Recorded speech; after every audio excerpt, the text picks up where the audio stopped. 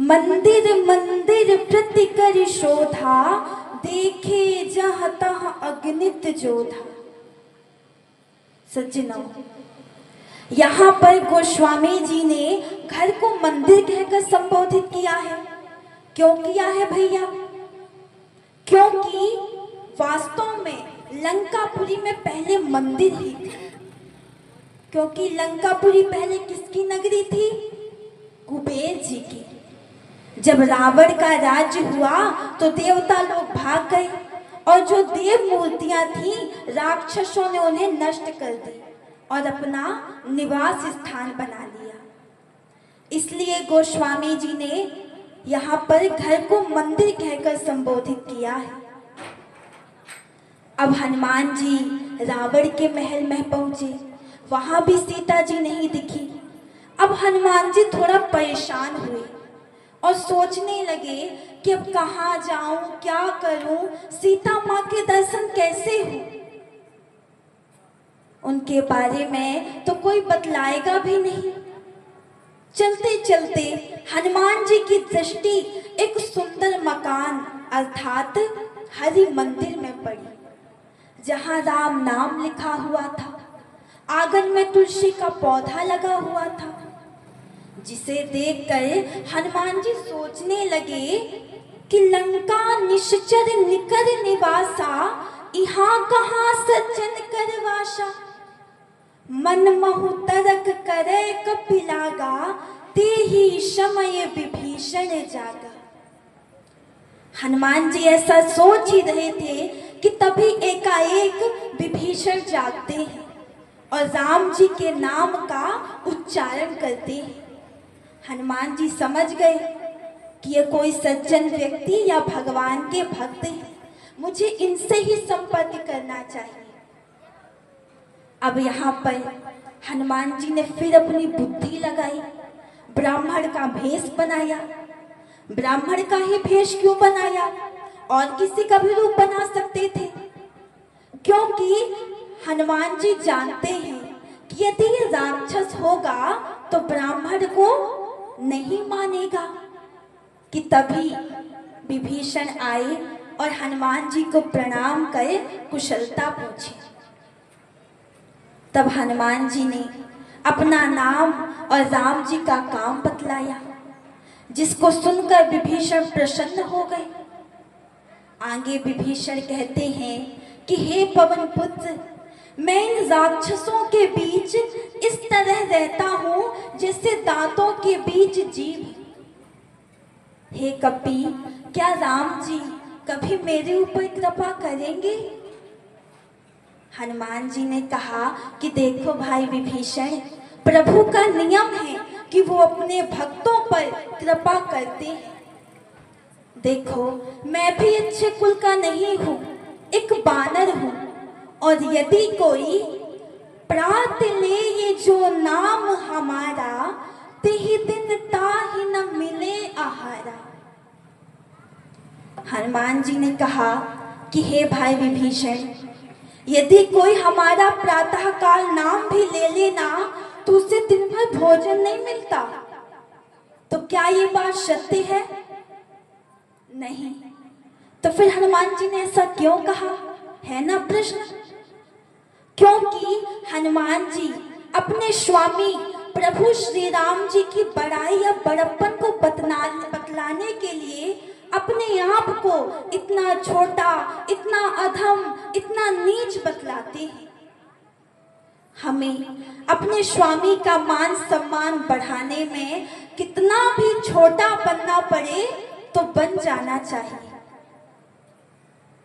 अब हनुमान जी कहते हैं कि हे भाई विभीषण, मैं सीता जी को देखना चाहता हूँ। तब विभीषण ने उपाय बतलाया और हनुमान जी विभीषण से विदा लेकर अशोक वाटिका, जहाँ सीता जी रहती थी, पहुँच गए। सीता जी को देख मन में प्रणाम किया और पेड़ के पत्तों में छिप गए। उसी समय क्या होता है, तेहि अवसर रावण तह आवा, संग नारी बहु किए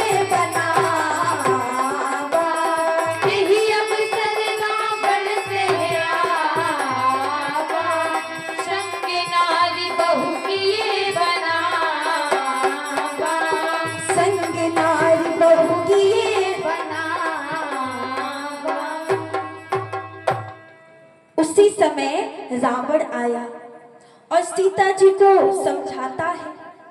तब सीता जी हाथ में तिनका लेकर रावण से कहती हैं, यहाँ पर गोस्वामी जी लिखते हैं कि तन धरि ओट कहत बै देहि। सज्जनों, यहाँ पर सीता जी हाथ में तिनका लेकर ही रावण से बात क्यों करती हैं? बिना तिनके की भी बात कर सकती हैं, क्योंकि इसके पीछे एक रहस्य है। रहस्य क्या है? सभी लोग बड़े ही ध्यान से सुनेंगे। तो देखिए, जब महाराज दशरथ जी अपने चारों पुत्रों के विवाह के पश्चात यह जानने के उद्देश्य से कि जो हमारी चारों पुत्र वधू हैं उनमें सबसे श्रेष्ठ, सबसे गुणवान, शीलवान और हर कार्य में निपुण कौन है, तो उन्होंने यह जानने के उद्देश्य से क्रमशः भोजन बनाने और परोसने के माध्यम से परीक्षा ली। सीता जी भोजन की थाली परोसकर चल पड़ी कि तभी एकाएक उन्हें ध्यान आया कि मुझसे एक भूल हो गई। अब भूल क्या हो गई भैया, विचार करें। भूल ये हो गई कि भोजन करने वाले के पास थाली परोसने से पहले किसी भी पात्र में पानी अर्थात जल रखना चाहिए, और सीता जी नहीं रख पाई थी, भूल गई थी। और महाराज दशरथ जी ने इस कार्य के लिए समय का भी निर्धारण किया था, इसलिए सीता जी ने क्या किया, एक हाथ में भोजन की थाली और दूसरे हाथ में लोटा में जल लेकर चल पड़े। महाराज दशरथ जी भोजन कक्ष में बैठे बैठे ये सब नजारा देख रहे थे। सीता जी भोजन की थाली और लोटा में जल लेकर महाराज दशरथ जी के समीप पहुंचने ही वाली थी कि तभी एकाएक एक तिनका भोजन की थाली में आ पड़ा, जिसे देखकर सीता जी हैरान और परेशान कि ये तिनका यहाँ आया कैसे। अब आ तो गया, लेकिन इसे थाली से निकालूं कैसे, क्योंकि दोनों हाथ में तो सामान है। सीता जी सोचती हैं कि यदि इसी स्थिति में महाराज के सामने रखूंगी तो मुझे क्या कहेंगे और क्या समझेंगे, और समय का भी ध्यान रखना है। इसलिए सीता जी ने क्या किया, अपनी दैव्य शक्ति का उपयोग किया। सीता जी ने उस तिनके पे अपनी दिव्य दृष्टि डाली तो वह तिनका एकाएक जल के राख बन के उड़ गया। महाराज दशरथ जी ने यह दृश्य अपनी आंखों से देखा तो वे आश्चर्यचकित तो हुए ही, साथ ही उनके माथे पे चिंता की लकीरें उभर आई। सज्जनों, हम आप विचार करें कि यहाँ पर चिंता का विषय कैसा, तो चिंता का विषय ऐसा कि महाराज दशरथ जी सोचते हैं कि मेरा राम तो भोला भाला सीधा स्वभाव का है, यदि उसके द्वारा कभी सीता को डांटा फटकारा गया और वो इसी दृष्टि से नजर डाल दी तो फिर तब क्या होगा। इसलिए महाराज दशरथ जी भोजन करने से पूर्व सीता जी के समक्ष एक शर्त रखते हैं। शर्त क्या रखी? महाराज दशरथ जी कहते हैं सीता जी से कि मैं तुम्हारे द्वारा परोसा गया भोजन तब ग्रहण करूंगा जब तुम मुझे यह वचन दोगी। क्या वचन दोगी? सभी लोग बड़े ही ध्यान से सुनेंगे।